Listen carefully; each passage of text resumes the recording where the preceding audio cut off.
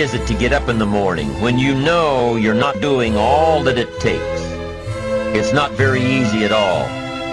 You can just lay there awake thinking, oh, what's a few more minutes in bed? It won't matter much anyway. Wrong. It does matter. It will matter. Now, how easy is it to get up in the morning when you're pouring it on, doing the best you can, anxious to get going, make progress toward your dreams? It's a whole different story.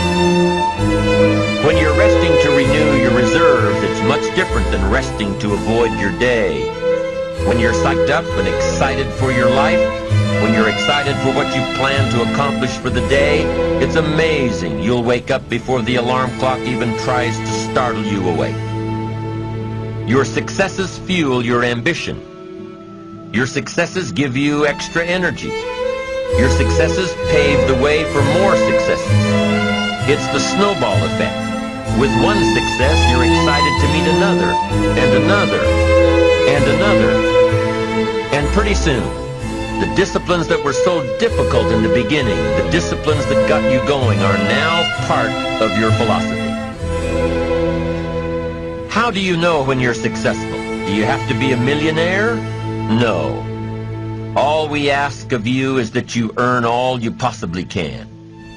If you earn $10,000 a year and that's the best you can do, that's enough. God and everything else will see to it that you're okay. The key is to just do the best you can. If it's $10,000 a year, wonderful. If it's $100,000 a year, wonderful. If it's $1 million a year, wonderful. It doesn't matter $10,000 a year or $1 million a year. It doesn't matter as long as you've done the best you possibly can. Earn the most you possibly can. Be the most you possibly can. And here's why. The essence of life is growth. The essence of life is growth, to do the best you can. And here's what's interesting. Humans are the only life form that will do less than they possibly can.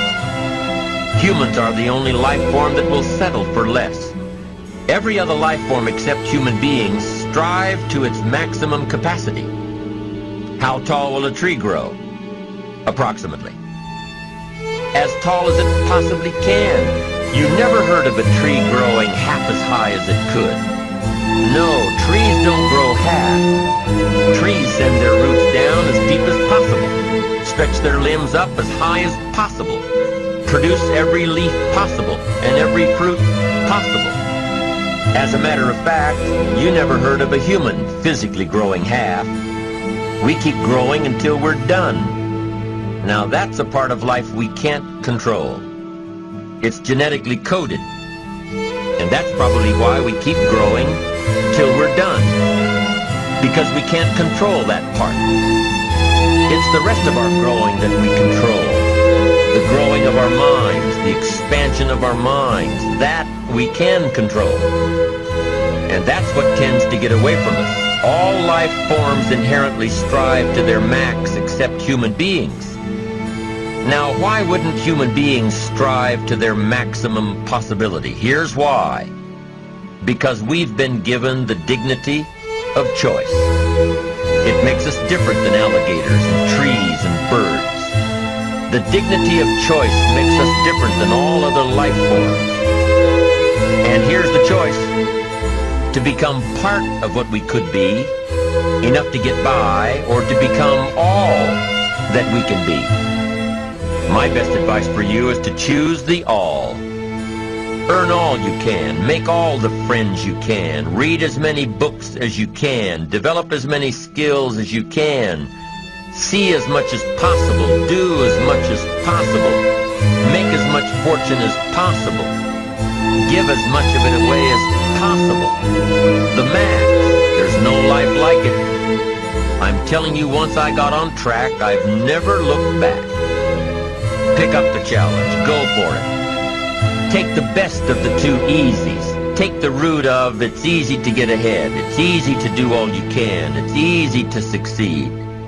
It's easy to have financial freedom. The more you do, the more you get.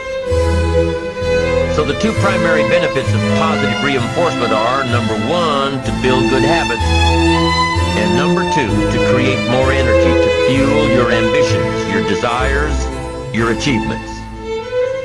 How can you isolate what's working for you and what isn't? How can you make sure that you are reinforcing your positive disciplines? Well, if it isn't apparent, easy to see right away, if what you're doing is happening in such small increments that you're not sure if you're on track, then you need to be writing it down. You need to keep a journal anyway. But if you really aren't sure that what you're doing is making measurable progress, you need to keep a written record.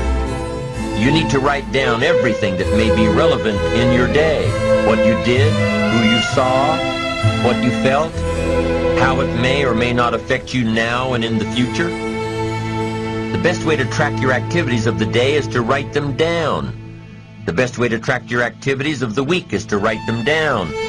The best way to analyze your progress through the year is to have written it down. Why?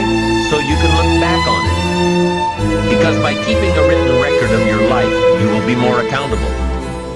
By putting into writing the action steps that you have planned, you will easily see what works and what doesn't. Most people just try to get through the day, never writing anything down, never keeping track of their progress along the way, never really knowing if they are doing all they can to reach their goals, to drive their ambition. But gifted people learn to get from the day. They don't let a day end without picking up some valuable experience, some emotional content, some idea that may positively affect their future.